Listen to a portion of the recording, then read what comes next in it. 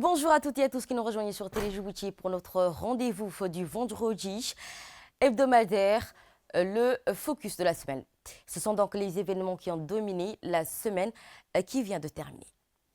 Entamons donc la journée mondiale du livre et du droit d'auteur, célébrée le 23 avril de chaque année dans le monde entier, à l'instar de Djibouti. Et pour cette occasion, le président de la République a ouvert donc le second salon du livre à la Bibliothèque nationale en compagnie de la ministre de la Jeunesse et de la Culture. Et pour cette année, le thème retenu fut littérature des jeunesses, de l'oralité à l'écriture, visant ainsi à promouvoir le plaisir des livres et de la lecture. Les livres n'ont pas de frontières, un lien entre le passé et l'avenir, un pont entre les générations, à travers toutes les cultures, racontant donc des multitudes d'histoires rocambolesques. Élément de réponse dans cette séquence.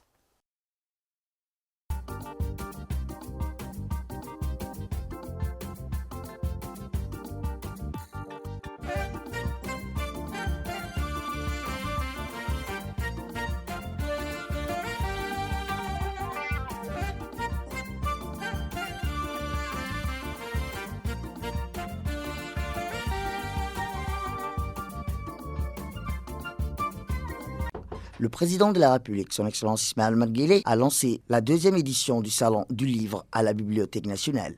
Cette deuxième édition du Salon du Livre est organisée cette année sous le thème de littérature des jeunesses, de l'oralité à l'écriture, et surtout marquée cette année par la participation de 12 pays et une centaine d'ouvrages dans différentes langues pour promouvoir les productions littéraires, d'échanges et de partage à travers une succession de conférences, débats, ateliers et rencontres d'auteurs, éditeurs et lecteurs.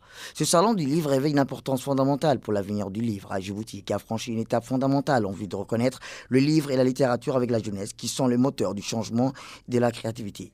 Djibouti saisit l'opportunité de ce salon du livre pour affirmer fermement son engagement et sa détermination à intégrer la culture comme un élément central dans le soutien de la littérature et au livre, qui est le symbole d'une vision plus large, celle d'un pays résolument engagé dans la valorisation de son patrimoine culturel et littéraire, en renforçant notre héritage culturel commun et notre attachement aux valeurs de la créativité et de l'expression littéraire et artistique.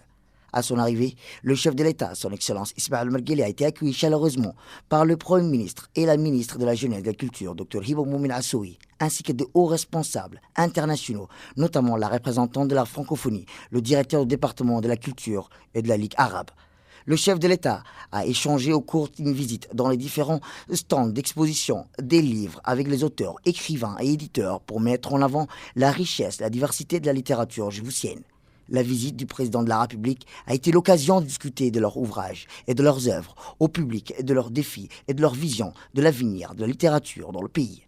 Durant ces 4 jours, le salon a dû offrir une plateforme dynamique où écrivains, éditeurs, lecteurs et amateurs de culture vont se rassembler pour découvrir et partager les dernières œuvres littéraires, participer à des débats et d'échanges autour des sujets constructifs, mais aussi d'organiser plusieurs ateliers et formations dans divers centres communautaires de Djibouti pour réunir les jeunes en vue d'explorer divers aspects de l'importance de la lecture et de la littéraire. Diplomatie toujours, le président de la République a reçu l'envoyé spécial de l'IGAD nommé auprès du Soudan.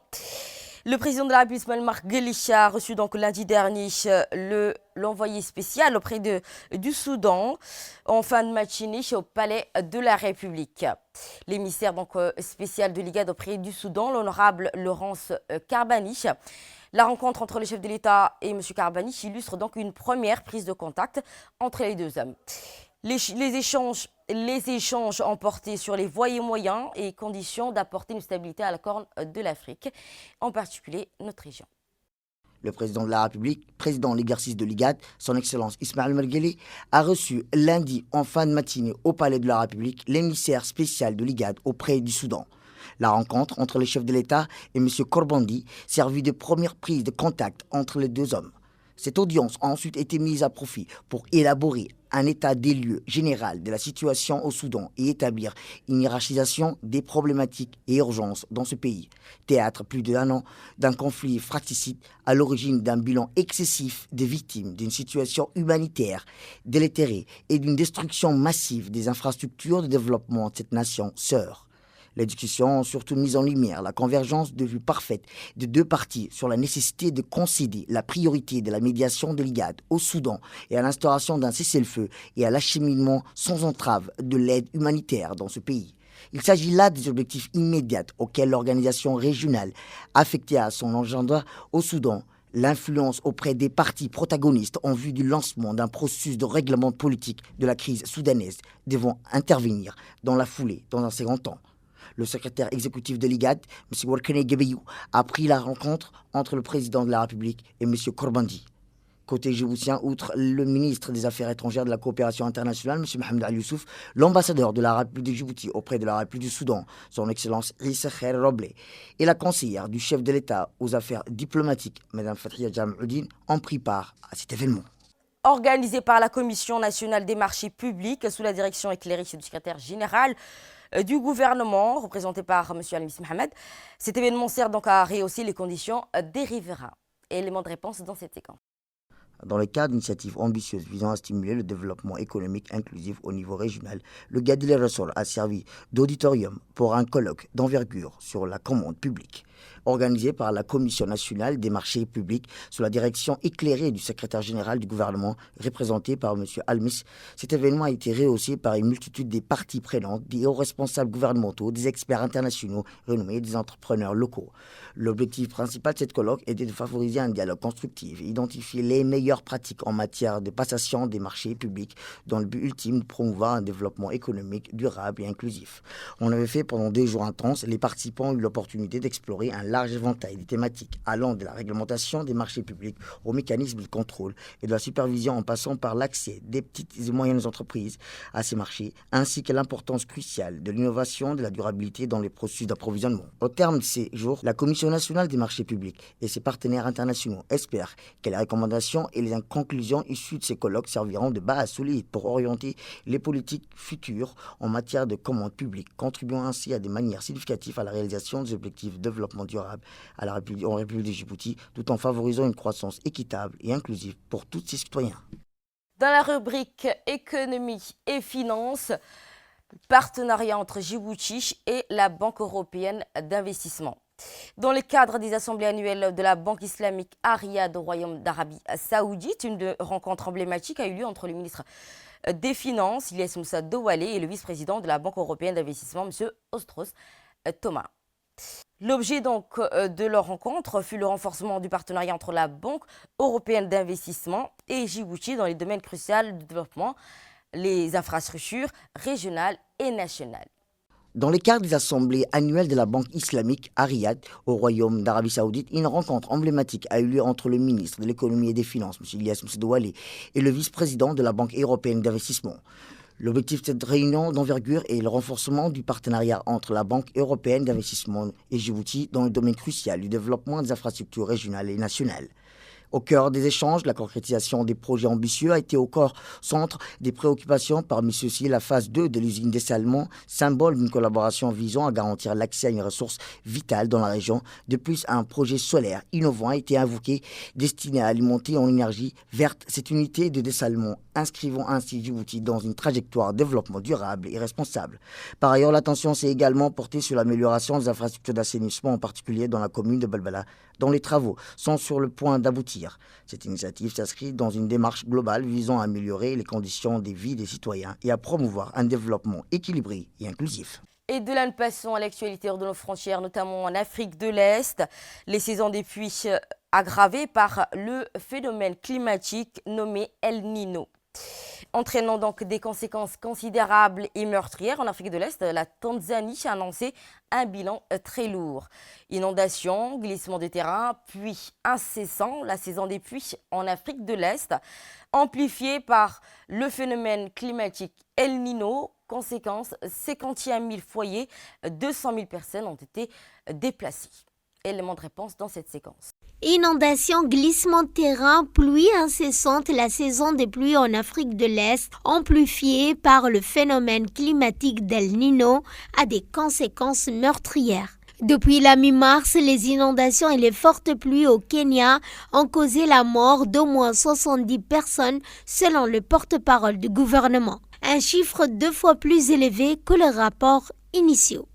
Toujours donc dans le continent africain, le déficit des financements de l'ODD chiffré à 1,6 milliard US jusqu'à 2030. L'Afrique a besoin de 1600 milliards de dollars supplémentaires d'ici 2030. Ainsi, le continent aurait besoin d'un financement supplémentaire de 194 milliards de dollars par an. Ce chiffre représente environ 7% du PIB de l'Afrique, 34% de ses investissements en 2021 et moins de 0,2% du stock mondial et 10,5% du stock africain d'actifs financiers. Dans la rubrique sport, marathon à Madrid, l'Éthiopien Muktouf Tafa a remporté dimanche dernier le marathon de Madrid chez les hommes, tandis que la Kenyane Naum Djebe s'est imposée chez les femmes. Élément de réponse dans cette récit. L'Éthiopien Tafa a remporté dimanche le marathon de Madrid chez les hommes, tandis que la Kenyane Naum Djebe s'est imposée chez les dames. Tafa a fait la course en tête dès le début de la partie. Il n'a jamais été rattrapé par ses deux poursuivants, dont un compatriote et le Kenyan. En 2 heures 8 minutes 57 secondes, soit plus d'1 minute d'avance sur ses plus proches concurrents, Tafa remporte cette compétition pour la 2e fois de sa carrière. Tandis que la Kenyane Naum Djebe a quant à elle creusé l'écart dans les dernières lignes droites de la course féminine, terminant avec un temps de 2 heures 26 minutes et 20 secondes, soit 44 secondes de moins que l'Éthiopienne. Pour terminer donc cette édition guerre israélo-hamas, le Golfe est sous tension. L'Égypte a réitéré dans un communiqué son opposition à une invasion dans la région de Rafah par les Israéliens. Face à l'inquiétude croissante d'une attaque de l'armée israélienne à Rafah, le président égyptien a réitéré son opposition ferme à cette initiative. L'Égypte a déjà menacé de suspendre son traité de paix à l'État hébreu en cas d'invasion de la région de Rafah en Palestine. L'Égypte réitère son opposition à une invasion de Rafah par Israël. Abdel Fattah al-Sisi redoute en particulier l'arrivée massive de Palestiniens sur son territoire. À la frontière égyptienne, cette ville du sud de Gaza est utilisée comme un refuge pour 1 million de Palestiniens. Les États-Unis exprimaient leur opposition à l'invasion de Rafah, une ligne défendue aussi par la France au regard du risque de catastrophe humanitaire. L'Égypte a déjà menacé de suspendre son traité de paix avec l'État hébreu en cas d'invasion de Rafah. C'est l'essentiel de cette semaine. Merci mesdames et messieurs de nous avoir suivis sur Télé Djibouti. Vous pouvez également retrouver nos vidéos sur notre site YouTube. Merci de nous encourager.